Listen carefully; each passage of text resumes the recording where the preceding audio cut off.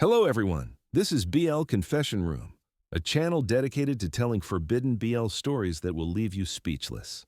Support the channel with a like and a subscription so you do not miss the next forbidden case file. And write in the comments which city you are watching from.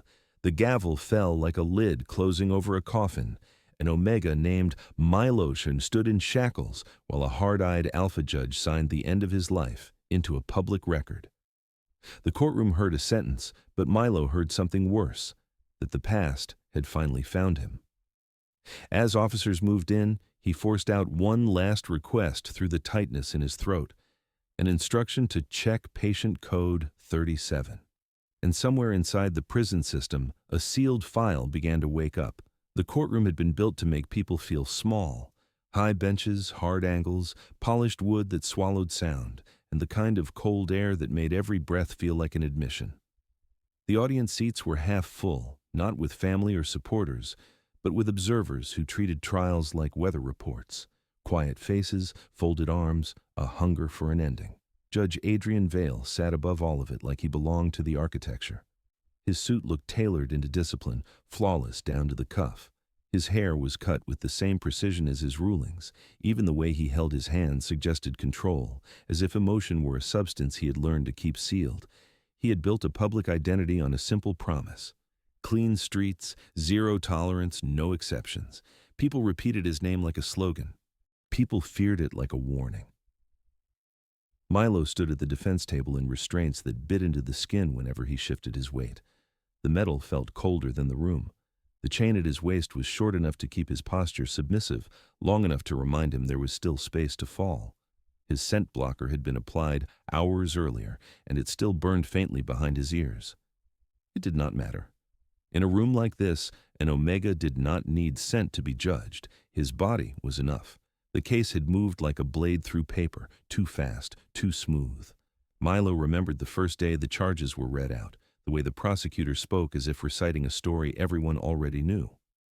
A delivery van, a planned route, a sealed package, a dead body that Milo had never seen until it appeared as a photograph on a screen, a signature that looked like his name but felt like a stranger's hand had written it. The pieces fit together with the neatness of a setup, and every time Milo tried to point at the gaps, the response was always the same: procedure, relevance, time. He had tried to explain the missing minutes, the phone that had gone dark for reasons no one investigated, the security camera that had glitched at the only corner that mattered. He had tried to explain how he had been used as a courier before, always for harmless things, always for cash, because desperation turned small risks into routine. He had tried to explain how easy it was to trap an Omega whose paperwork was thin and whose life had no witnesses. Each attempt died in the same place, not at the judge's anger. At the judge's calm, Adrian Vale did not look like a man who enjoyed cruelty. That was the worst part. He looked like a man who believed cruelty was simply the cost of order. His eyes moved over Milo the way an appraiser might look at damaged goods, already calculating value and disposal. His voice did not rise. It did not need to. When the sentence came, it arrived without theatrical weight. No pause for mercy, no dramatic shift in tone, just the clean finality of a decision pressed into the air like a stamp: death. The room released a collective breath, as if a story had reached its proper ending. A few people nodded as though they had been proven right. Somewhere in the back, a chair creaked, and the sound felt obscene in its normality. Milo's knees stayed locked, not from strength but from shock. His stomach tightened so hard it felt like his body was trying to fold in on itself. Heat rushed to his face, then drained away, leaving a numbness that spread down his arms and into his fingertips. He had endured pain before. He had endured hunger, cold, the quiet terror of being hunted by circumstance. But this was different. This was being erased with a signature. He did not remember deciding to speak. The words came out on their own, scraped raw from somewhere beneath fear. Short, sharp, unpolished. This is wrong. It was not a plea. It was a fact he could not stop himself from stating, even though he knew facts did not matter in a room built for conclusions. The bailiffs moved in, hands on his arms, a tug at the chain, the practiced efficiency of men trained to remove problems from public view. Milo's pulse hammered in his throat, and for a moment he saw his life as a series of locked doors. The cell, the clinic, the execution chamber, all waiting in a straight line. He had one thing left. Not innocence, not persuasion. A protocol. He twisted his head just enough to look toward the court clerk, toward the cluster of officials who would file the final documents. His voice broke, then steadied, forced into the shape of command because he had no other weapon. Check patient code 37. The room hesitated. Not long. Just long enough for confusion to ripple. Patient codes did not belong in sentencing hearings. Medical files did not belong in moral theater. But the phrase landed like a stone dropped into still water, and Milo saw it in the smallest shifts. A clerk's brows drawing together, a guard's grip tightening, a lawyer's quick glance toward the judge. Adrian Vale's expression did not change. He remained carved from certainty. Yet his gaze followed Milo as he was pulled away, and something in that attention felt too precise, too focused, like a blade aligning with a target. Milo was dragged out under fluorescent hallway lights that made everyone look sick and pale. The courtroom door shut behind him with a soft final click, and the sound was louder than any gavel. In the corridor, Milo's breath came in shallow pulls. His wrists ached, his throat burned. His mind spun between terror and a thin, sharp thread of relief.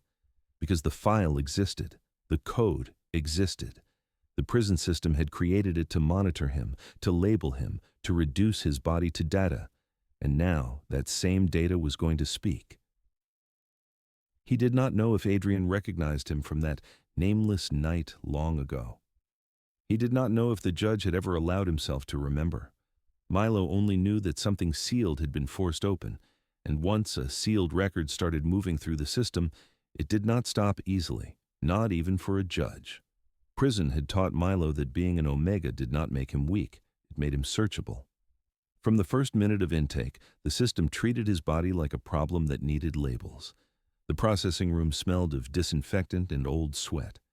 A guard read his file out loud with bored certainty, as if the words themselves had already decided who Milo was.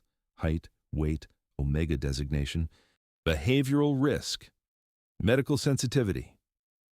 The categories landed like stamps on skin. Milo learned quickly what those stamps meant. In the hallways, eyes followed him the way predators followed an animal that had limped once. Guards watched with a special kind of patience, waiting for him to slip into panic so they could call it noncompliance. Other inmates measured him by scent even through blockers, picking up the faintest weakness like smoke. He pressed the blockers into his glands until the skin grew raw, because a single wrong note in the air could invite the wrong hands. He had arrived months earlier with a bruised rib that never healed cleanly, and a mouth that tasted like blood from biting back words.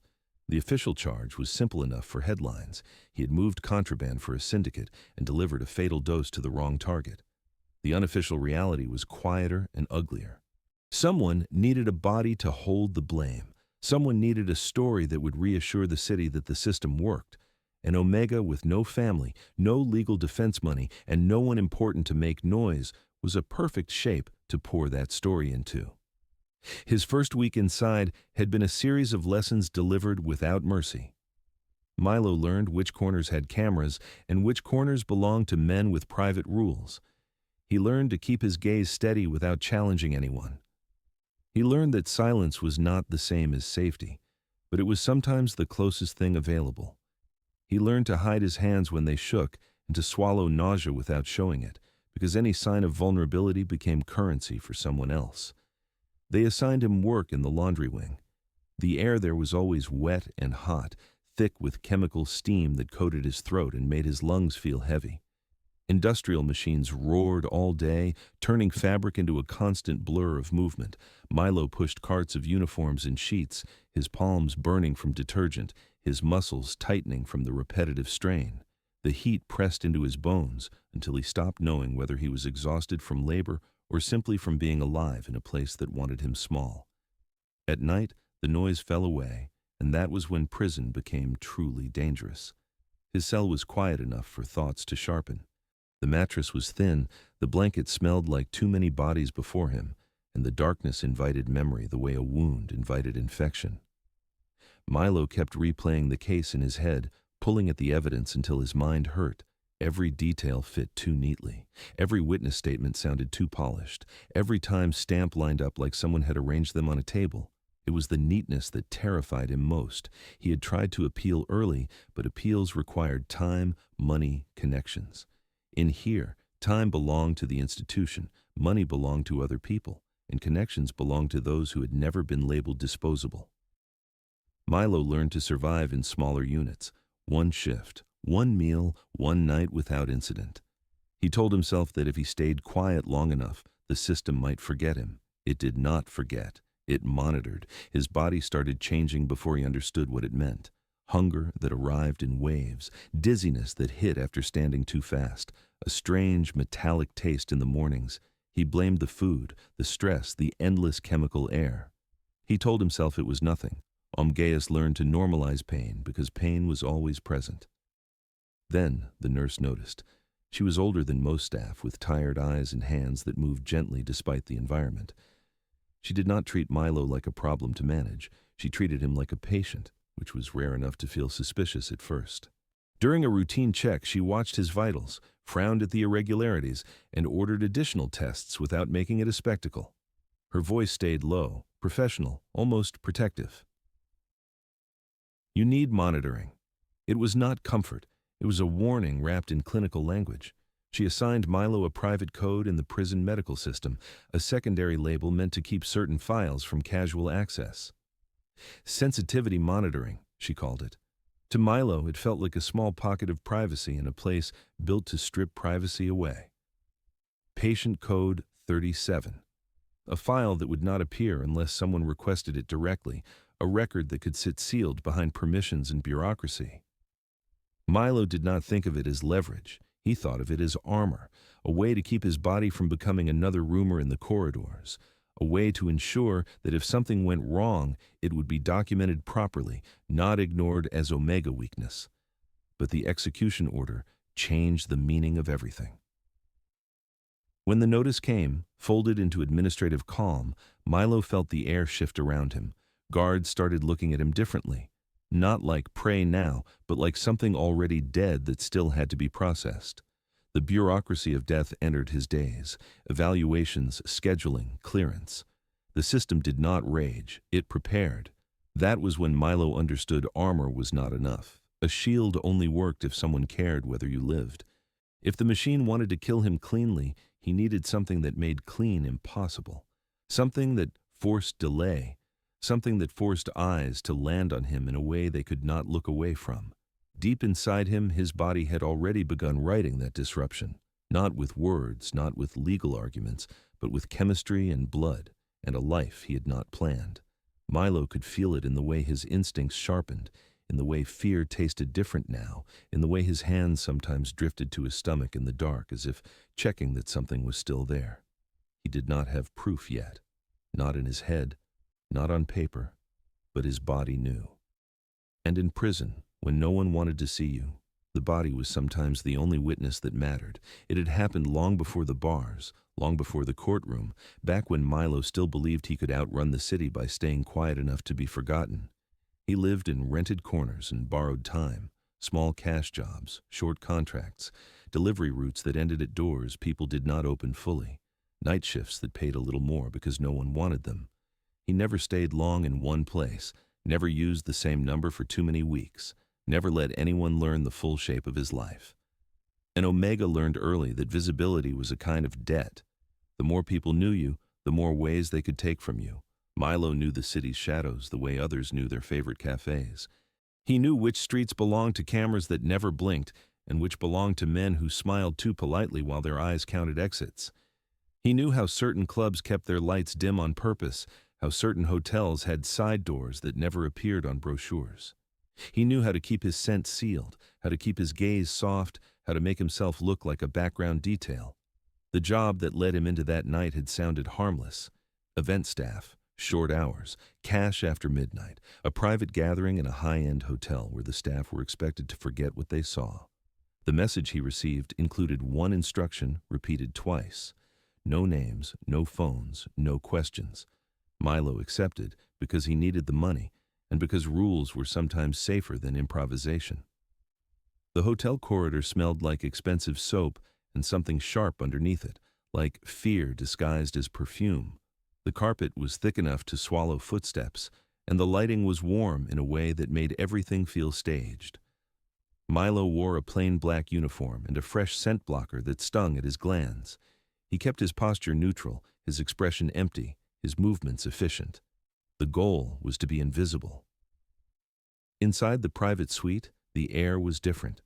It held the quiet confidence of people used to being obeyed, low voices, expensive liquor, soft laughter that never rose too high. Milo moved through the room carrying trays, never lingering, never meeting anyone's eyes for too long. He noticed the small details anyway, because a survival brain collected information even when it hurt. Watches that cost more than his rent, bodyguards positioned like furniture, a door at the far end guarded by a man whose smile did not reach his eyes. Milo had learned to read danger in polite spaces. That night, danger wore tailored fabric. He was walking back into the corridor to refill supplies when he felt it, before he saw it. A shift in the air. An alpha presence that did not spread loud but deep, the kind that made instincts sit up straight. Milo's breath caught for a fraction of a second, and he hated himself for it. The alpha stood near the wall, as if he had been there the whole time. Not blocking the corridor, not threatening, just existing in a way that changed the corridor's gravity.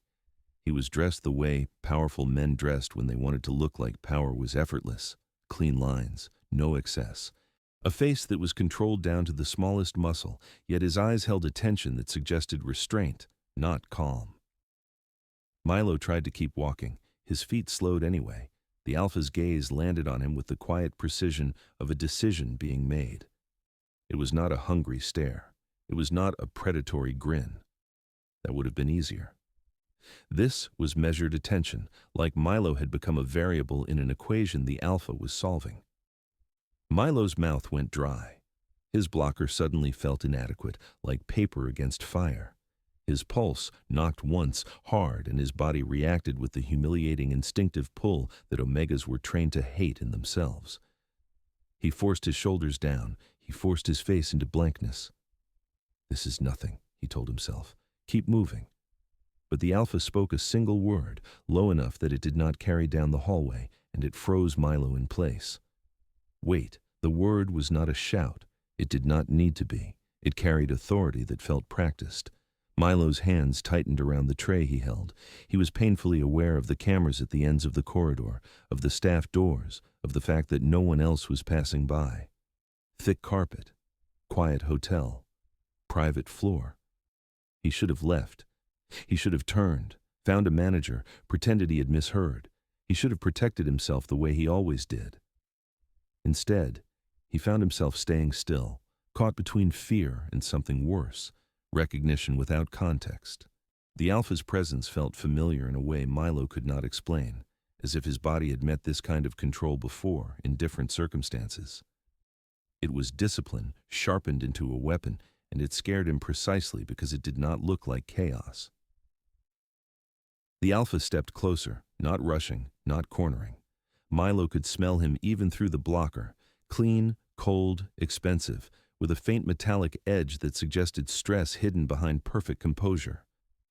The alpha's eyes dropped briefly, not to Milo's body in a crude way, but to Milo's throat where a pulse flickered, then back to Milo's face. Milo's voice came out thin when he tried to speak. He managed only a broken protest, half professional, half personal. "I have to work." The alpha's response was quiet, almost bored, as if work was a concept that belonged to other people. Not now. It should have made Milo furious. It should have made him run. Instead, it made him feel the terrifying pull of being chosen. Not loved, not valued.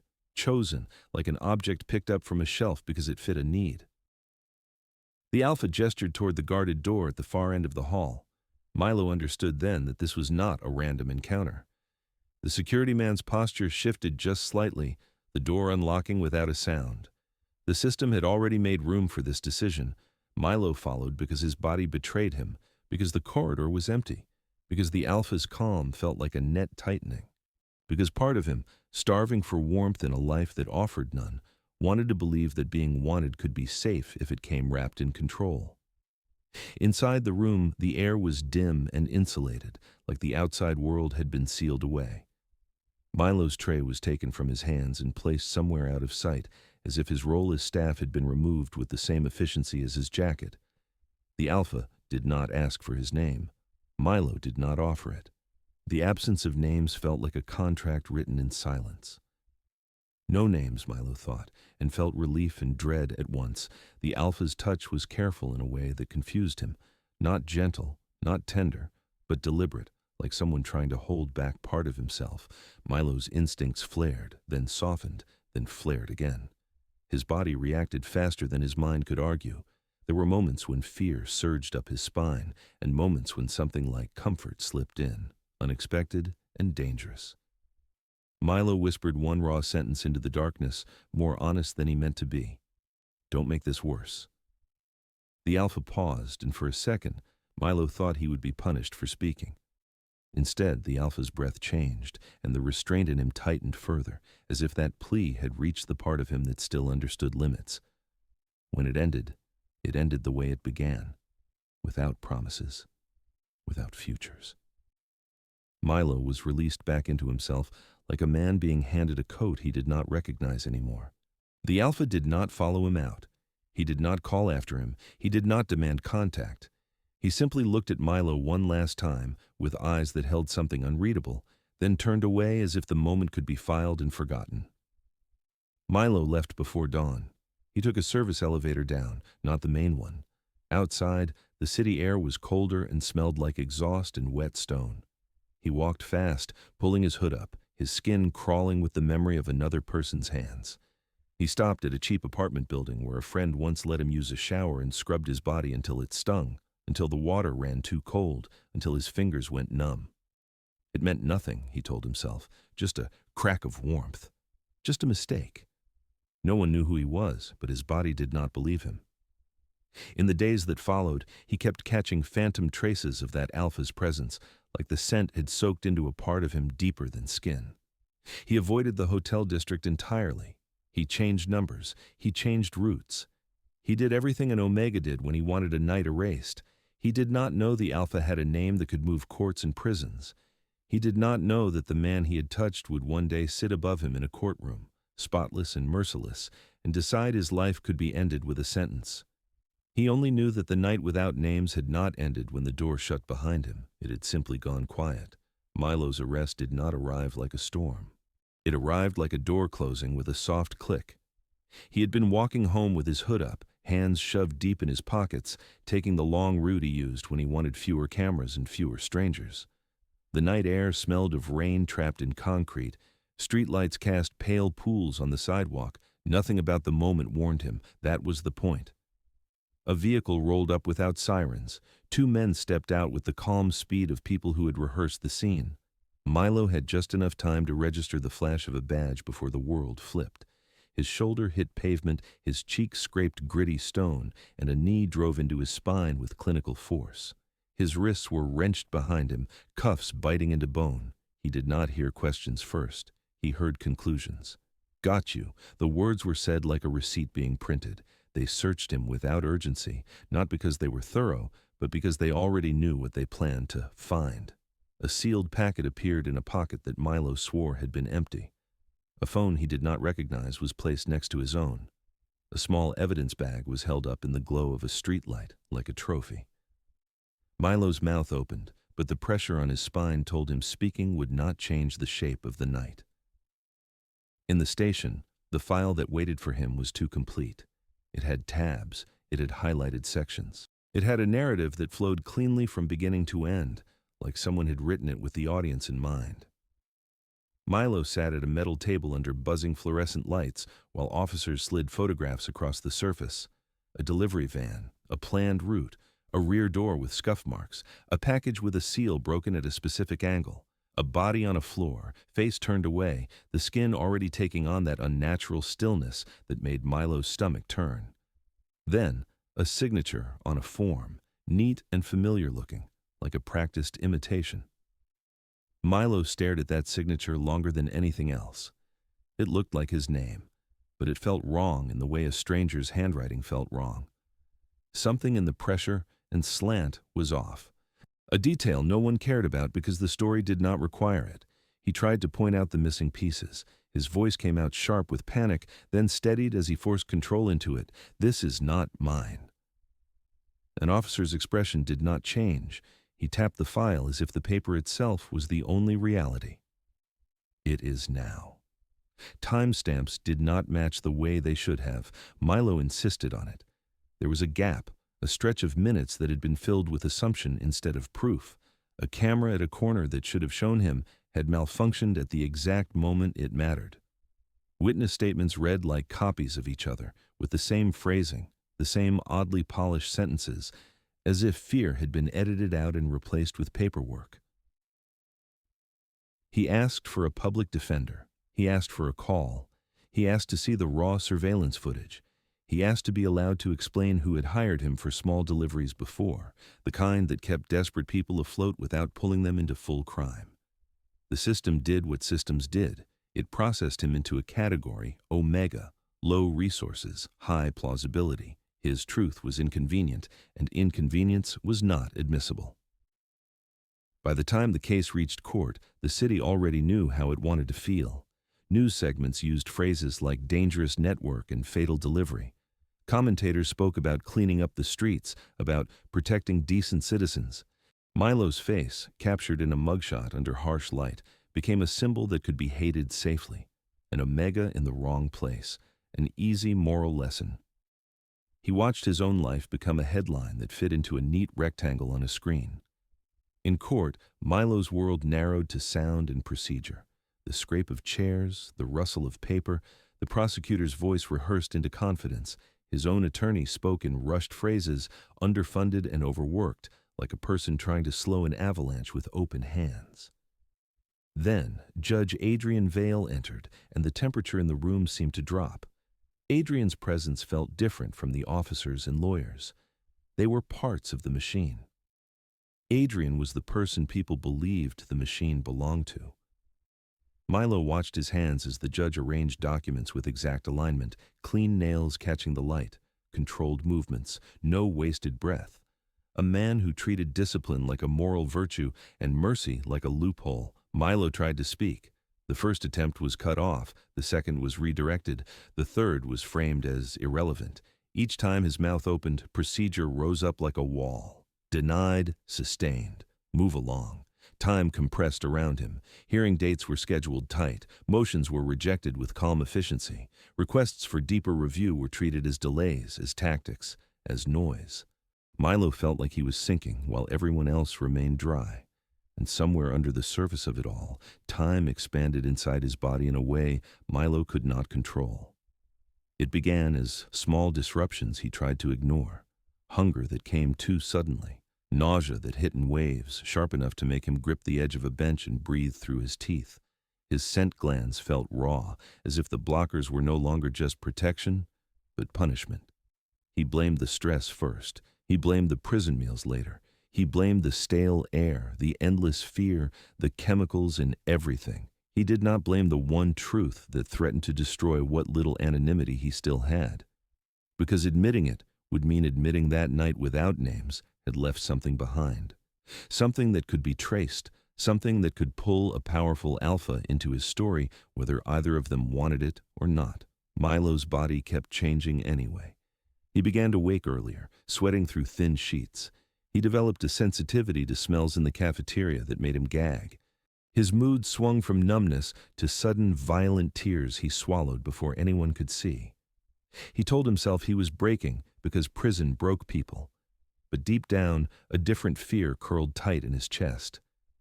If he was carrying an alpha's child, then the death sentence hanging over him was no longer just execution. It was exposure. It was leverage. It was a scandal with teeth waiting to bite into the one man in the courtroom who never looked uncertain.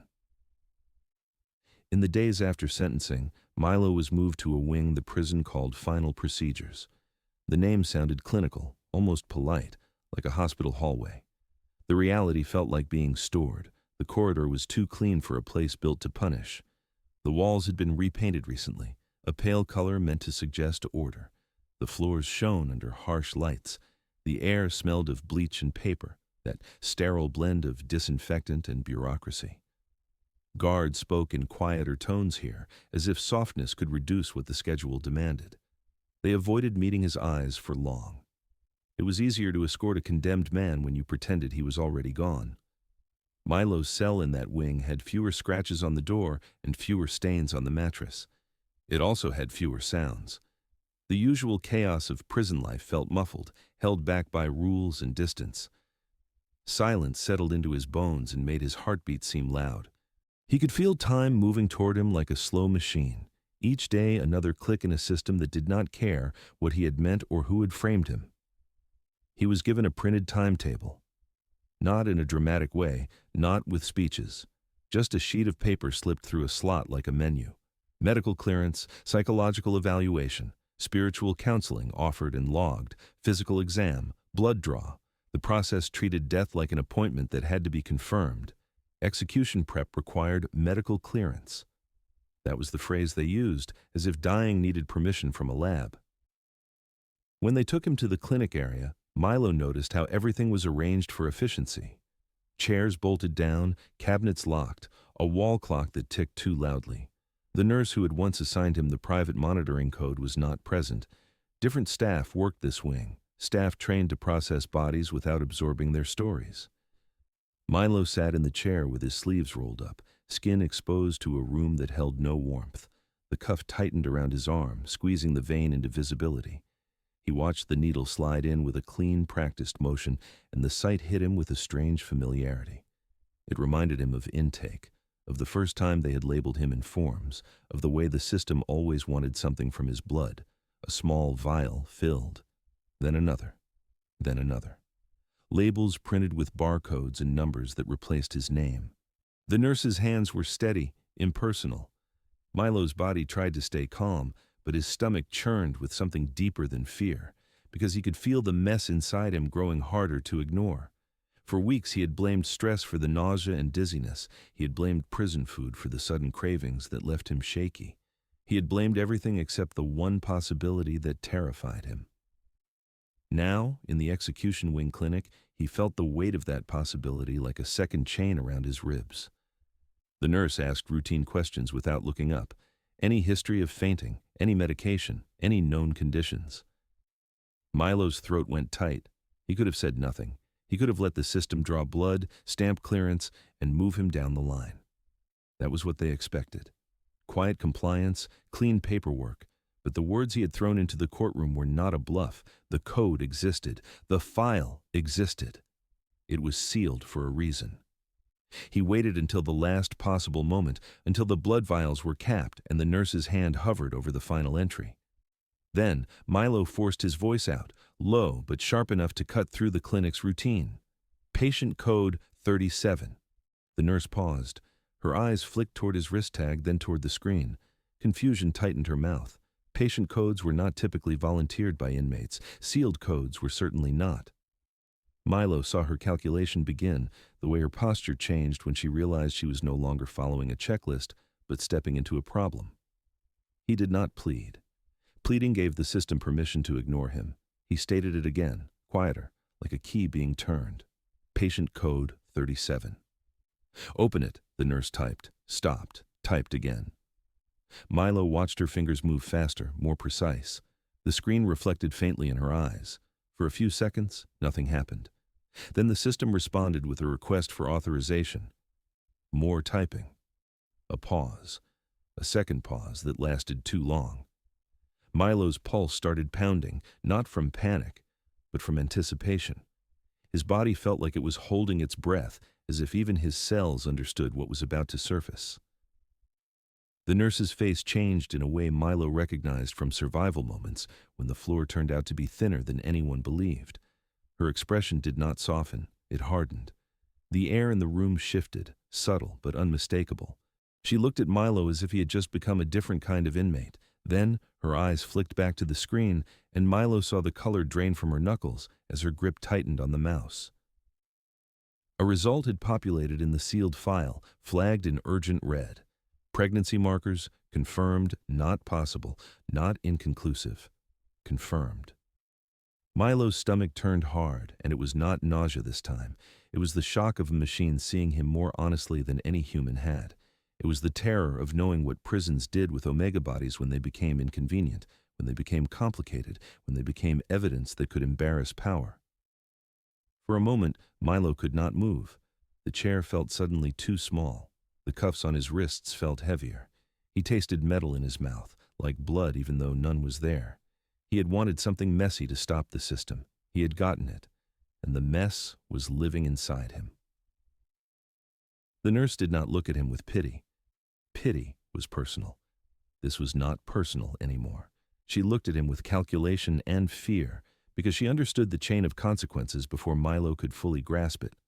A condemned omega was one thing. A condemned omega carrying a child was another, and a sealed pregnancy file appearing during final procedures meant alarms would trigger far above her pay grade. She cleared her throat and forced out a single sentence, quiet and stunned. "This changes everything," Milo swallowed. His hands trembled once, then steadied as he clenched them. His voice came out rough, stripped of pride, stripped of performance. "It has to." The nurse stared at the screen again, as if hoping it would rewrite itself. It did not. The system had recorded the truth now, and once the prison recorded something, it became impossible to pretend it never existed. Because the next protocol step was not optional. It was verification, more blood, more forms, a chain of reporting that climbed from prison clinic to administration to legal oversight, a process designed to assign responsibility, to identify the alpha, to turn the pregnancy into an official fact with a name attached. Milo sat in that chair, the red flag on the screen burning like a warning light, and realized that patient code 37 was no longer a shield. It was a detonator. The moment the pregnancy result was confirmed, Milo stopped being a condemned inmate and became a protocol. Inside incarceration, pregnancy triggered channels that did not ask permission. Medical alerts pinged legal oversight. Administrative flags summoned risk officers. A case number appeared where a person used to be.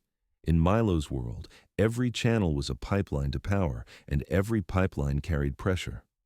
Within hours, the clinic felt less like a healthcare room and more like a sealed evidence lab. Staff rotated without explanation. The nurse who had opened patient code 37 vanished from Milo's sight, reassigned or silenced. 2 new nurses arrived with colder faces and stricter hands. Security doubled at the door. A sign appeared on the clinic hallway that limited entry to authorized personnel only. Phones stopped ringing. The usual background noise of the prison dulled, as if the building itself was holding its breath. Milo was transferred to a private medical cell under the justification of risk management. The paperwork called it protective housing. The reality was a small room with a narrow bed and a reinforced window that did not open. A camera watched the corner. The lock sounded the same as any other lock. He felt safer and more trapped at once. A doctor came in with a clipboard and a practiced neutrality. The tone was professional, but the eyes kept flicking toward the guard stationed inside the doorway. Milo recognized that look. It meant the doctor had been told the situation was sensitive, that mistakes would be punished. They ordered a second blood draw, then a third. Not because anyone doubted Milo was pregnant, but because the next step required paternity assignment. The system treated omega pregnancies like legal explosives. An omega's body could create obligations, scandals, ownership claims. It could force the state to delay executions, relocate inmates, redraw authority. So the system demanded certainty the way it demanded signatures, fully, permanently, in ink. Milo sat in the clinic chair again, watching vial after vial fill with his blood. Labels printed, barcodes aligned. A chain of custody formed around his veins. His wrists were still cuffed even during medical care because the institution refused to acknowledge that a pregnant body might also be a human body. The staff asked questions, and Milo answered what he could without handing them his soul. How far along? Any prior medical history? Any known alpha partner? Any consenting relationship?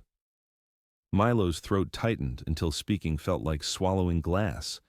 He had no name to give them. He had only a memory that lived in scent and pressure, and a night he had tried to erase. He remembered the hotel corridor, the expensive soap, the alpha presence that had felt like discipline wrapped around a storm. He remembered restraint, not tenderness, control, not love. He remembered leaving before dawn and telling himself it meant nothing. He had assumed that lack of a name would slow the machine down. He had assumed anonymity was still a kind of protection. He forgot what the world did with famous men. The paternity workflow did not rely on Milo's memory. It relied on databases.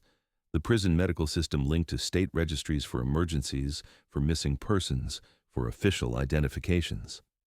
High-profile alphas had their genetic markers logged through mandatory security protocols, the kind that existed to verify identity in crises and protect public trust. Milo did not know the details. He did not have to. The machine already knew where to look. He noticed the shift before anyone said anything. The nurse stopped moving for a second too long while reading the screen. The doctor's pen paused mid-note. A guard's posture changed in the doorway, shoulders squaring as if he had received a silent command through an earpiece. Someone left the room, too quickly to be casual. Then, the doctor's tablet pinged. A new file opened. Milo saw a name reflected faintly in the glass of the screen before the doctor angled it away. Judge Adrian Vale. Milo's heart slammed once, hard enough to make his vision blur. The room sharpened around him in a way that felt unreal, like a dream turning cruel at the exact moment you realized you could not wake up. He had known the judge's face from screens. He had seen Adrian's hands in court, controlled and spotless. He had watched that same man deliver death with calm efficiency. He had never allowed himself to connect that face to the night without names, because connecting them would have been too dangerous to hold in his mind. The result arrived like a blade sliding under a door. A match. The alpha who had sentenced him to death was the alpha whose child he was carrying. For a few seconds, no one spoke. The clinic staff went still like people in a room where the air had changed composition. The nurses avoided looking at Milo. The doctor's mouth tightened, and his eyes flicked to the guard again, a silent question of who controlled this now. Milo's voice came out raw, not loud, but impossible to miss. No, it was not denial of the biology. It was denial of the cruelty of the design. The universe did not just trap him, it trapped him inside the one man who held power over life and death.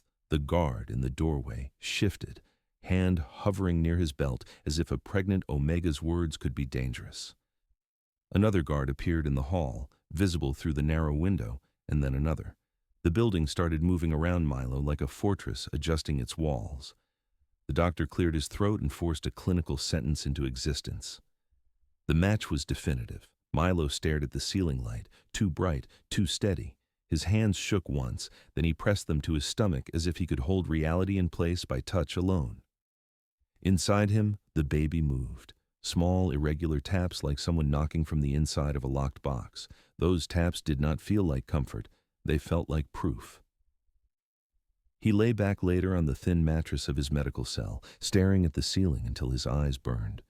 The camera in the corner blinked a tiny red dot. The lock clicked every time a guard checked his door. Outside, somewhere beyond concrete and barbed wire, a judge's reputation and a city's moral narrative had just been exposed to a living fact. Milo had bought time, exactly as he intended.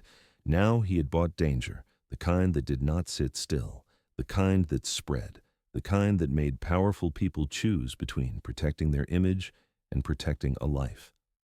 And Milo knew, with a cold clarity that settled deep, that the next choice would not be his. The suspension came like a message from a different universe. One day Milo had been on a schedule that marched forward with brutal clarity, and the next day the schedule vanished from his file. No dramatic announcement, no apology. Just a cold administrative update stamped into the system. Execution postponed due to confirmed Omega pregnancy. The law was explicit about it, even in a city that loved harsh outcomes. The state could end Milo's life later, but it could not do it now without breaking its own rules in a way that would invite scrutiny it did not want. For the first time since his arrest, Milo watched the machine hesitate. He felt it in the rhythm of the wing. Guards who had moved with the calm certainty of a countdown now paused at doors, checked their tablets twice, spoke in half sentences. The clinic staff avoided saying the word pregnancy aloud, as if naming it gave it more power. The warden's office sent down memos that contradicted each other within the same day.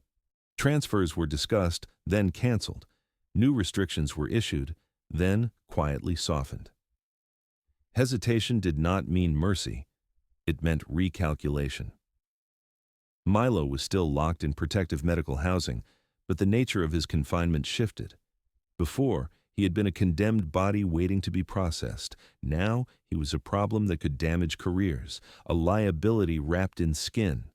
The camera in his cell was adjusted so it captured more angles. Meals were delivered with more care, but also more control. He was escorted with extra guards, not to protect him from violence, but to protect the institution from surprises. Then, the world outside began to move. Leaking information was an art in a city like this. It did not happen through official channels, it happened through whispers that slid into the right ears at the right time. Milo first sensed it when the guard who usually mocked him stopped speaking entirely, eyes fixed forward, jaw clenched as if he'd been warned. Then, a nurse walked in with a new clipboard and hands that trembled almost imperceptibly. People did not tremble in prison unless something above them had shifted. Rumors slipped through legal offices like smoke. A condemned omega, a sealed medical file, a paternity match, a judge's name attached to it, too sharp to say out loud but too valuable to keep secret.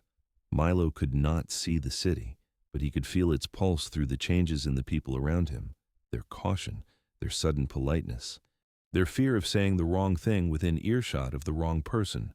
Judge Adrian Vale, the symbol of moral discipline, now carried a private stain. Milo did not see Adrian in person. He did not hear his voice. He only felt him indirectly, like pressure changes before a storm. Orders started arriving from higher oversight. The warden's tone lowered whenever he used that phrase, as if speaking it too loudly might invite disaster. The prison's legal liaison began visiting the medical wing, walking its corridors with a tight expression, scanning doors like he was counting weak points. It was like a powerful animal moving behind a wall. You could not see it, but you knew it was there. Milo's own position became unstable in a way that made his stomach knot. If the child was Adrian's, then Milo was no longer disposable. That should have been reassuring. Instead, it made him more vulnerable. Disposable people were ignored. Valuable people were managed, used, bargained with. The system that had erased his voice now needed to control it. Lawyers arrived, their visits scheduled like inspections. The first was state-appointed, polite in a hollow way, eyes sliding past Milo's face as if it was uncomfortable to look at him for too long.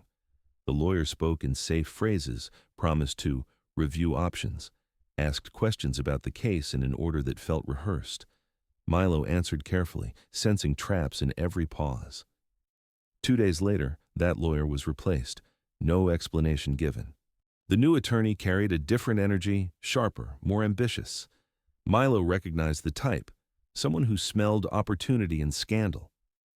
This attorney asked fewer questions about the evidence and more about Milo's past, his relationships, whether he had ever met the judge before. Milo's throat tightened and he kept his expression flat. "I do not remember names," he said once, forcing the words out with controlled calm. It was not a lie. It was also not the whole truth. He could feel the city's hunger for a story, and he knew any detail he offered could be twisted into a weapon. Medical consultants requested scans. Administrative staff asked questions in neutral tones that carried sharp edges. How far along? Any complications? Any contact with the father? Any threats? Any reason to suspect coercion? Their faces stayed blank, but Milo could hear the panic hidden under the procedure. If coercion was documented, the scandal grew. If consent was documented, the scandal changed shape but did not disappear. Either way, the institution needed a narrative that kept it clean. Outside, the city began to split into two stories without Milo ever leaving his cell. In one version, Milo was a criminal using pregnancy as a tactic, a manipulative omega exploiting biology to escape consequence. That story was simple and comforting for people who liked harsh justice. It preserved the system by blaming the inmate. In the other version, Milo was a victim caught in a machine that had finally revealed its hypocrisy. A judge sentencing an Omega while unknowingly carrying his own blood inside the same case. That story was messy, and mess threatened reputations, careers, and the illusion that law was pure. Milo sat at the center of both stories like a living document waiting to be signed over. He stayed quiet, not because he had nothing to say. He had too much. He had the truth about the evidence that did not fit, about the night without names, about a body that had been treated like an object by people with power. But he could feel how hungry the world was to use his words against him. Every sentence could become a headline. Every confession could become a trap. Every emotional crack could be framed as weakness. One evening, a guard delivered his meal and paused longer than usual at the doorway. The man's eyes flicked to Milo's stomach, then away, as if even looking felt dangerous. He muttered a single phrase that sounded less like cruelty and more like fear. "They are fighting over you." Milo's hands tightened around the tray until his fingers ached. The baby moved faintly, a small reminder that Milo was not alone in this cell. He had stopped an execution, but he had also triggered a war of narratives, and the verdict no longer lived only in courtrooms. It lived in offices, in phone calls, in sealed files, in men who smiled for cameras while making decisions behind closed doors. Milo understood then that the sentence had not ended. It had only changed form. The appeal process moved with a speed that felt unnatural, and that speed frightened Milo more than any threat shouted in a corridor. Prison life usually moved slow. Courts moved slower. Delay was the language of institutions. So when the timeline tightened, when papers arrived early and appointments were scheduled with aggressive efficiency, Milo understood the truth behind it. Fast meant controlled. Fast meant someone powerful was steering. His file was reopened with a sterile notice and a new case identifier, as if renaming the problem could make it easier to manage. It was not reopened because anyone suddenly cared about justice. It was reopened because the city could not afford the optics of executing an Omega who carried the child of a sitting judge. That fact had turned Milo's life into a political hazard. The system did not want to correct itself. It wanted to contain the blast radius. Milo learned what clean meant in places where reputations mattered more than bodies. Clean meant no public outrage. Clean meant no footage of protests outside the courthouse. Clean meant no investigative reporters digging through prior cases, asking why procedures failed. Clean meant a resolution that preserved the illusion of order, even if the truth had to be folded and hidden. They moved him to a legal review facility inside the prison complex, a section that looked less like incarceration and more like a corporate office designed by someone who feared emotion. Neutral colors, soundproof doors, cameras placed with careful angles. The corridors smelled of toner and sanitizer. Everything was built to make decisions feel administrative rather than violent. Evidence was re-examined under bright lights, and Milo watched the process from a distance that made him feel like a ghost haunting his own life. Chain of custody forms were suddenly treated as sacred, as if the same papers that had been waved through before were now holy text. Officers who had once shrugged at missing minutes now spoke solemnly about documentation. Clerks pulled sealed envelopes from storage with gloved hands, performing caution for an audience Milo could not see. Surveillance footage was requested again, not because they believed in images, because images could be controlled. Footage could be cropped, slowed, enhanced, framed. Milo could feel the intensity behind those requests. It did not feel like investigation. It felt like containment. He was not allowed to sit in the same room where lawyers argued. Instead, he was placed behind glass. The first time they brought him into the observation room, it looked like a medical interrogation suite. A chair bolted to the floor, a table with no sharp edges, a camera above the door, a monitor that displayed his pulse and blood pressure in real time. A nurse strapped a cuff around his arm and warned him, with practiced politeness, not to get agitated. As if agitation was a choice when your life was being rearranged by people you could not see. Through the glass, Milo saw silhouettes move, lawyers in suits, officials with badges, one man in a dark uniform who carried himself like security rather than law. Papers slid across a table. Fingers pointed at photos. A projector flickered. Milo could not hear most of it, but he could read the tension in posture. This was not normal procedure. This was a crisis response. His attorney visited him between sessions, voice low and controlled. The questions were narrow, focused on details that could be used as switches in the legal machine. Where had Milo been on the night of the delivery? Could he prove it? Did he recognize the van in the footage? Did he know any of the witnesses by name? Milo answered as carefully as he could, because every question felt less like a search for truth and more like a hunt for a storyline that would be easiest to sell. At one point, the attorney leaned closer and said a single sentence that landed like a slap. "This isn't about guilt anymore." Milo's hands tightened under the table, fingers digging into his own skin. He did not ask what it was about. He already knew. His survival had stopped being a moral question. It had become a cost analysis. He watched the appeal uncover inconsistencies, the way a surgeon uncovered bruises under skin. Time stamps that did not align. A witness statement filed before the witness was officially interviewed. A lab report signed by a technician who had not been on shift that day. Small cracks in the story that had been presented as flawless. Milo felt a thin rush of vindication, quickly drowned by something colder. Inconsistencies were not enough. The city had needed a scapegoat, and Milo's conviction had served that function. Undoing it publicly would admit failure, and institutions hated admitting failure more than they hated killing the wrong person. Public reversal would invite questions about every case touched by the same investigators, every ruling signed by the same judge, every headline built on the same promise of clean streets. So the process began to shift. Milo could feel it in the language that filtered through his attorney, in the way the questions changed shape. They stopped asking about innocence. They started asking about procedure. Not whether he did it, but whether the paperwork had been perfectly executed. Not whether the evidence was true, but whether it had been handled correctly.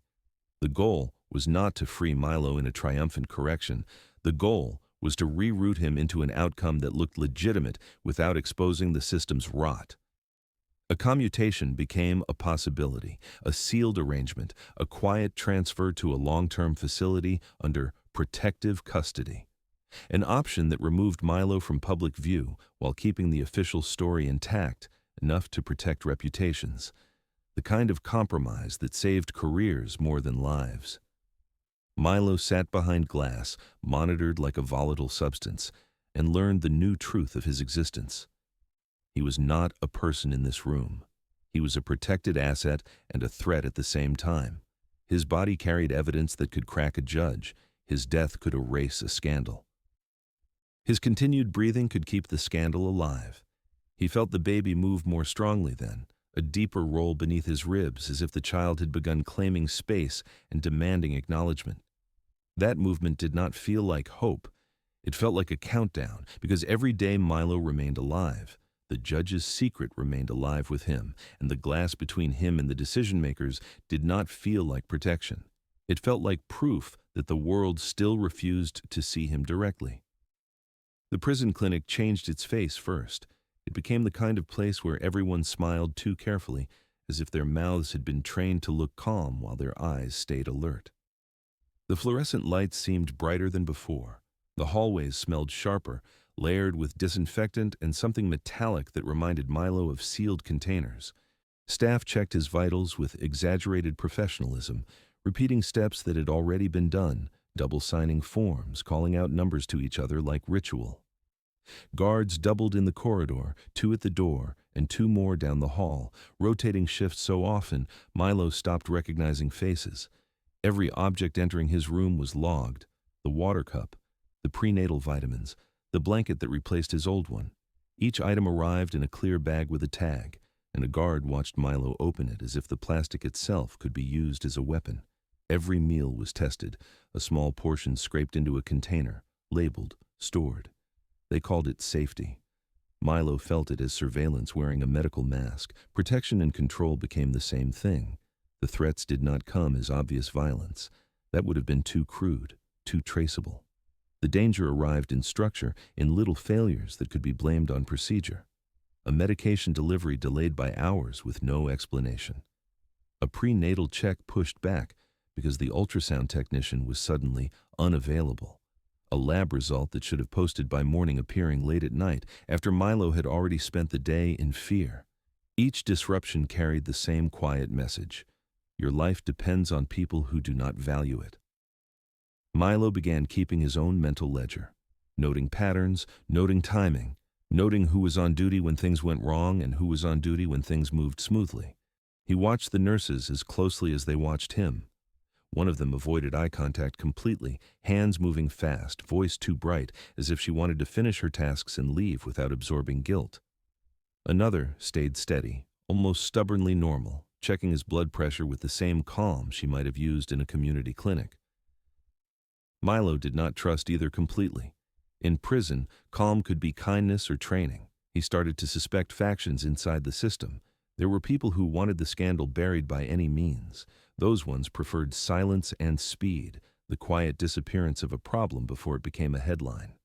Their solutions would look like transfers, sealed agreements, controlled narratives, and if necessary, medical complications that could be documented as unfortunate outcomes. There were people who wanted to use the scandal to dismantle Adrian Vale. Milo could feel them in the sudden eagerness of certain officials who asked questions that were not about Milo's care, but about timing, about the night he had become pregnant, about whether he remembered specific details. They did not look at him like a patient. They looked at him like a lever, and there were people who wanted Milo removed simply because he was inconvenient to everyone, a living contradiction, a file that refused to stay sealed, a body that kept producing consequences. Milo learned that the system did not have one mind. It had competing appetites, and he was caught between them, his past pushed against the present like a trapped animal. The network that had framed him did not vanish just because a judge's name entered the file. If anything, it became more dangerous. People who lived by leverage hated unpredictable variables. They built their power on controlled narratives and clean outcomes, and Milo had become the opposite of clean. He was now the most unpredictable variable in the city. Some nights he heard unfamiliar footsteps outside his door, pauses that lasted too long, murmurs exchanged in the corridor. He could not tell if they were guards or visitors with different authority.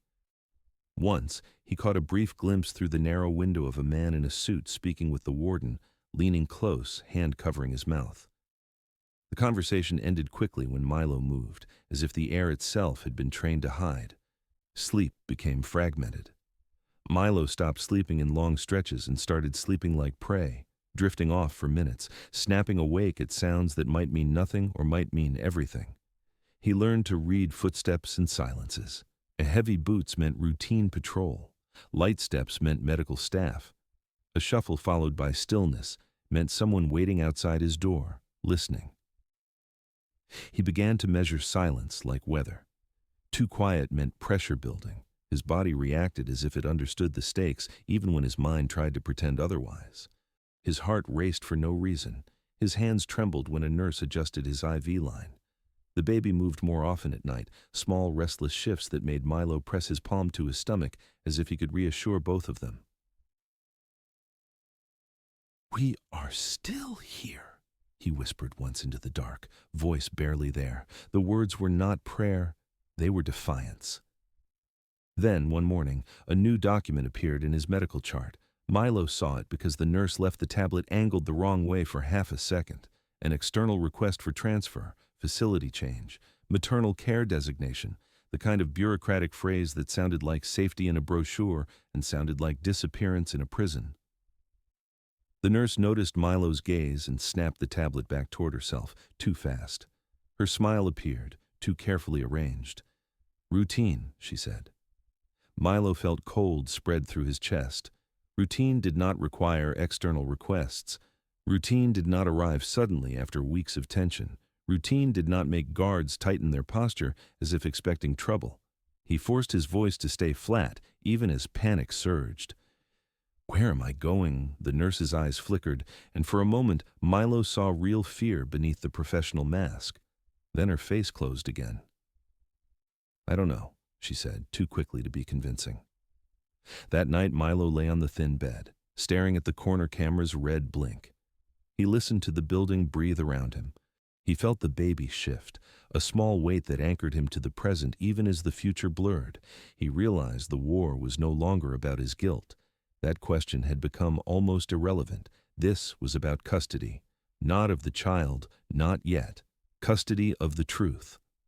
Who got to own the narrative of what happened to Milo, what happened to Adrian Vale, what happened inside sealed rooms where law and biology collided? Who got to decide whether the truth would be protected, weaponized, or erased? And Milo understood with a clarity that made his throat tighten that safety and disappearance could be written in the same bureaucratic font. The notice arrived without ceremony, stamped with the kind of language that made cruelty sound responsible. A closed hearing had been scheduled to protect an ongoing sensitive situation. No public attendance, no media presence, no open record. Everything sealed under administrative authority. It was the system's preferred habitat, quiet decisions without witnesses, outcomes that could be explained later in whatever tone was most convenient. Milo read the paper twice in the dim light of his medical cell, then folded it until the creases hurt his fingers. Sealed meant no eyes to shame them. Sealed meant no one to interrupt. Sealed meant the truth could be handled like contraband. On the morning of transport, guards came earlier than usual. Their movements were efficient, but their faces were tense, as if they had been told to expect something unpredictable. Milo's wrists were restrained, but the restraints were padded now, wrapped in soft material that looked almost humane. He understood the reason immediately. Bruises would be evidence. Bruises would photograph well. Softness could disguise captivity without leaving marks. A guard muttered a procedural instruction, and Milo forced his body to comply. His stomach tightened with instinct, the kind that had saved him before prison ever existed. He kept his breath even, his posture neutral, his gaze low. He did not give them anything dramatic to report. The vehicle was unmarked, windows tinted so dark the outside world became a smear of gray shapes. The air inside smelled of plastic and stale coffee. Milo sat between two officers who did not speak to him, their knees angled outward like barriers. The road vibrations traveled up into his spine. The baby shifted once, a small reminder that the transport was not just about Milo anymore. He tried to map the route in his head, counting turns, listening for changes in road texture, but the city was too familiar and too deceptive. The vehicle moved through places he could not see, and that blindness made his pulse rise despite his effort to stay calm. When they arrived, the courthouse did not feel like a public building. It felt like a controlled environment designed to swallow sound. The entrance they used was not the front steps where cameras waited. It was a side access point with security doors and a hallway that smelled faintly of ozone, like electronics running too hot. Inside, the air was colder than it should have been, cold enough to keep skin tense and voices low. Milo's shoes squeaked once on polished tile, and the sound seemed too loud. A guard glanced at him as if noise itself were a mistake. They did not bring him into a typical courtroom. They brought him into a smaller chamber that looked like an administrative meeting room built for negotiations disguised as justice. No gallery benches, no public seal. Just a long table, a few chairs, and a wall clock that ticked too steadily. Cameras were present, but their angles looked designed for internal record, not accountability. Everything was arranged to minimize drama, to keep emotions from leaving fingerprints. Milo never saw Adrian Vale directly. There was no judge at the head of the room delivering authority with a gavel. Yet Adrian's influence sat in every detail, the speed, the secrecy, the precision. Milo could almost feel the judge's mind working through the architecture, controlling variables, containing damage, preserving structure. It was like being tried by a shadow that did not need to enter the room to make everyone obey. Legal language moved around Milo like machinery. People spoke in careful phrases, testing which words could be used without triggering an explosion. His conviction was questioned in narrow, technical ways, not with moral urgency, but with risk management. Procedural errors were cited with sterile calm. Chain of custody irregularities were acknowledged as if they were stains on paperwork rather than cracks in a life. The potential conflict of interest, unspoken but obvious, hovered like a blade held behind someone's back. The pregnancy was treated as a medical development, not a child, not a living consequence, a development like a weather pattern they needed to root around. Milo sat with his hands folded, wrists still held by the padded restraints, and watched people avoid his eyes while discussing his existence. His body was present, but his personhood remained inconvenient. He felt a wave of anger rise, sharp and hot, then forced it back down. Anger would be documented. Anger would be used to justify control. At one point, a man in a suit asked him a question in a tone so smooth it sounded rehearsed, something about whether he understood the nature of the proceedings. Milo answered with a single sentence that surprised even him with its steadiness. "I understand who this protects." The room went quieter for a heartbeat. No one corrected him. No one challenged the implication. That silence was confirmation. Beneath the procedural talk, Milo could feel the real dilemma pressing against every sentence like a heartbeat under a bandage. If Milo lived, Adrian's identity cracked wider, and the city's promise of moral discipline collapsed into hypocrisy. If Milo died, a child became a crime scene, and the state risked staining its hands with something too visible to scrub clean. The hearing moved toward an outcome that felt like compromise, shaped by fear. Words like protective custody and administrative relocation surfaced. So did sealed agreements and discretionary review. It sounded like stability. It felt like ownership. Milo listened, then spoke again, quietly, because he needed one fact to exist in the room that no one could pretend not to hear. "I am not a file." The sentence was not loud. It did not need to be. It hung there, awkward and human among the mechanical phrases, and for a second, Milo saw discomfort flicker across one official's face. Then the machine resumed. The hearing ended without fireworks. There was no triumphant reversal, no dramatic declaration of innocence, no clear promise. Papers were collected, chairs shifted, people stood and left in the same controlled order they had entered. The door shut, and the room returned to being a sealed container. Milo was escorted back through cold corridors into the tinted vehicle. The padded restraints remained, soft and relentless. The ride back felt longer, even if it was not, because Milo's mind kept circling the same realization. The system had not decided to save him. It had decided to manage him. When he returned to the prison medical wing, his status line had changed in the administrative database. A nurse read it aloud to confirm the update, voice flat. No longer execution pending. Protected. Protected sounded like salvation. But as the lock clicked behind him and the camera's red dot blinked in the corner, Milo felt the truth settle into his bones. Protected meant owned by a different kind of cage. The weeks after the sealed hearing carried a strange kind of calm, the kind that made Milo more nervous than chaos ever had. Calm in prison was never neutral. Calm meant someone had decided the direction of the storm and was simply waiting for it to arrive. His medical care improved almost overnight. Meals came on schedule, warm enough to be real food rather than punishment. Vitamins were delivered without delays. A prenatal specialist appeared with clean gloves and an expensive tablet, speaking in precise terms as if Milo were suddenly a patient worth protecting. The clinic staff stopped improvising and started following a clearly written protocol, as if a new authority had taken control of the wing. The institution began preparing not just for survival, but for birth. Milo understood what that meant before anyone said it.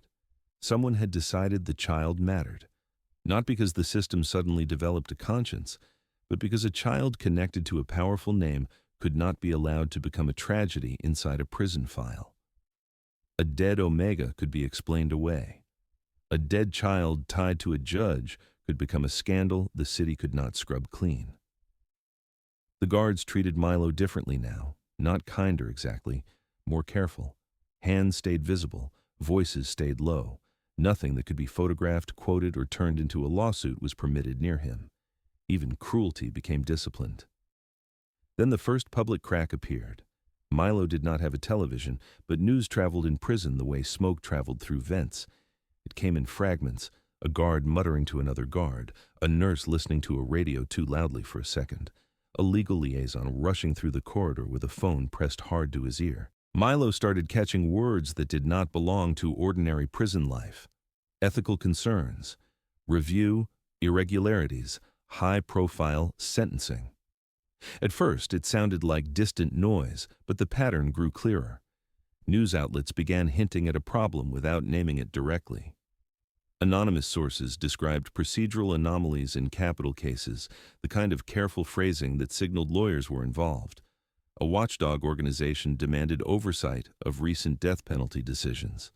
Milo heard that phrase twice in one day, spoken with annoyance by staff who acted as if oversight was an insult. The judge's name floated at the edge of headlines without being printed outright. Milo could feel it in the way people avoided saying Adrian Vale in the clinic, as if the name itself carried weight that could crack glass. Adrian had built his career on control and purity. Clean streets, clean rulings, clean public image. He had made enemies with every harsh sentence he delivered. He had humiliated defense attorneys, embarrassed political opponents, and earned a loyal crowd who wanted a strong alpha to keep the city disciplined. For years, the system had treated him like a symbol it needed. Now, the city smelled blood, metaphorical and literal. Enemies began circling. Milo sensed it in the sudden tightening of security procedures, in the way administrative staff checked doors twice, in the way a new set of officials appeared in the wing with eyes that did not look like prison eyes. They looked like investigation eyes. They scanned Milo as if he were a piece of evidence they could use to pry open a larger case. Allies began distancing themselves. Milo heard about a fundraiser canceled at the last moment, a public appearance postponed, a quote from a colleague that sounded supportive but smelled like retreat. Even in prison, he could feel reputations shifting like plates under pressure. The system that once protected Adrian began calculating how to survive him. Milo watched this from behind bars and felt the sick irony of it settle in his chest. He had been erased to preserve a story, made into a villain to keep the city's moral narrative intact. Now he existed to destroy a different story, one built around a spotless judge who punished others for the kind of secret that had grown inside Milo's body. He did not feel triumph. Triumph required trust in outcomes. Milo did not trust outcomes. He only trusted consequences. Inside him, something shifted, not into optimism but into clarity. The noise of competing factions had made him understand a simple truth. Everyone wanted to use him. The state wanted to contain him. The syndicate wanted to erase him. Adrian's enemies wanted to weaponize him. Adrian's allies wanted to silence him. Even the people who spoke of ethics and oversight could be motivated by ambition rather than justice. Milo realized he did not want to become a weapon in anyone's hands, not Adrian's, not the courts, not the syndicates, not the media's. If he was going to live, he wanted to live as a person, not as a scandal. That clarity changed the way he carried himself. He stopped flinching when officials entered his room. He started asking questions with a calm that made people uncomfortable. He watched paperwork closely. He memorized names on badges. He kept his voice steady even when fear surged, because he understood fear was the most exploitable thing about him. One afternoon, a legal representative visited with a folder that looked heavier than paper should. The man spoke carefully about protective measures and sealed arrangements. Milo listened, then said one sentence that made the representative's mouth tighten. "I am not disappearing. It was not a demand." It was a boundary. The man's eyes flicked toward Milo's stomach, then away, as if the child inside him turned every conversation into a threat. Outside, the pressure on Adrian increased in slow motion, the kind of collapse that began not with a crash but with small losses. A colleague refusing to stand beside him, a committee requesting documentation, an internal review launched under quiet authority. The story of his purity starting to fray at the edges. Milo could not see Adrian's face, but he imagined it too clearly. Controlled features holding back rage, jaw tight, mind calculating angles. A man who had lived by discipline now being forced to confront an emotion discipline could not erase. The question became brutal and simple. Would Adrian sacrifice his own image to save the Omega he once touched in secret and the child he helped create without knowing? Or would Adrian try to preserve the law by crushing the human truth beneath it, treating Milo as collateral damage the way the system always did? Milo did not know the answer, but he could feel the moment approaching when the judge would have to choose. It was in the way the clinic prepared for birth with too much urgency, as if time itself had become a witness. It was in the way officials spoke in quieter tones, as if they were waiting for a public explosion. It was in the way Milo's body grew heavier with each passing day, the baby pressing forward, demanding reality. The collapse was coming, and Milo understood that when it arrived, it would not just break Adrian Vale. It would break the story the city had told itself about who deserved to live and who was easy to erase. Milo went into labor under a level of security that felt unreal, as if the prison had been temporarily converted into a facility that existed for one purpose: to make sure this birth happened on record, under control, without witnesses who did not belong. The corridor outside the clinic was cleared. Doors that were usually left open for staff were locked. A posted guard checked badges twice, then checked again, eyes flicking to every face as if betrayal could wear a uniform. The air smelled of antiseptic layered over old concrete, and the lights were too bright, refusing to let anyone hide behind shadows. Milo was wheeled in on a gurney with restraints that were technically present, but loosened enough to pass for compassion. Everything about the setup spoke the same silent sentence: we cannot afford a mistake. The clinic room held quiet panic disguised as routine. Monitors beeped with steady precision. A tray of instruments sat arranged with perfect spacing. Paperwork waited on a clipboard like a second patient. Nurses moved fast but kept their voices low, as if volume itself could trigger disaster. Milo's body did not care about their carefulness. Contractions came in waves that forced sound out of him no matter how hard he tried to stay silent. Every beep of a monitor felt like a countdown. Every contraction felt like a line being drawn between the Milo who had been dragged into court in chains and the Milo who would exist after this, whatever shape that existence took. He clenched the rails of the bed and tried to hold on to one thought that did not dissolve under pain: stay present. The system had made him disappear once with paperwork and procedure. He refused to let it do it again on the most important day of his life. "It hurts," he gasped once, voice breaking through clenched teeth. "I'm still here." The words were not meant for the staff. They were meant for himself. Time became strange. Minutes stretched thin, then snapped. The room blurred at the edges. Sweat cooled and returned. Milo felt his body split open in a way that was both violent and holy. And through it all, he kept sensing the invisible weight of the world outside the locked doors. Committees, lawyers, sealed files, the judge's name hovering in documents no one wanted public. All of it pressed in from beyond the walls, and yet none of it could stop what biology insisted on finishing. When the child finally arrived, the moment did not feel cinematic. It felt blunt and real. Milo's exhaustion was so deep it was like falling into a different life mid-breath. The baby's cry cut through the room, sharp and raw, and for a second, everything else went silent inside Milo's head. That cry was proof. Proof that the system had failed to erase him.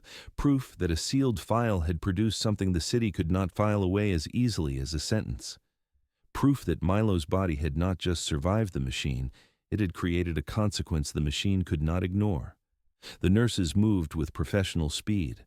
The baby was checked, cleaned, wrapped. Milo caught flashes of tiny limbs, a clenched fist, skin flushed with the shock of air and light. He reached out without thinking, fingers trembling, and his touch landed on warmth that made his throat tighten in a way pain never had. "Mine," something in him whispered, and the thought terrified him because it was pure. A nurse placed the baby against Milo's chest for stabilization, and the child's small body settled with a softness that made Milo's eyes sting. His heartbeat became a rhythm the baby could recognize, and in that recognition, Milo felt an emotion that was not hope exactly, but a refusal to be empty. In the aftermath, legal reality hardened into something unavoidable. The child existed. The paternity match existed. The conflict existed. No amount of sealed paperwork could fully delete a living person, not without turning deletion into murder too obvious to disguise.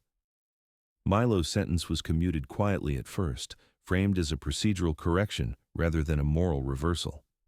A new document replaced the old one in his file with clinical language that made it sound routine, as if correcting a typo instead of correcting an execution. The case was reassigned to avoid the contamination of conflict.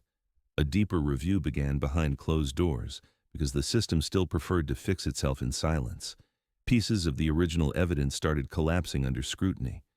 Chain of custody forms that once looked clean now showed fingerprints of manipulation.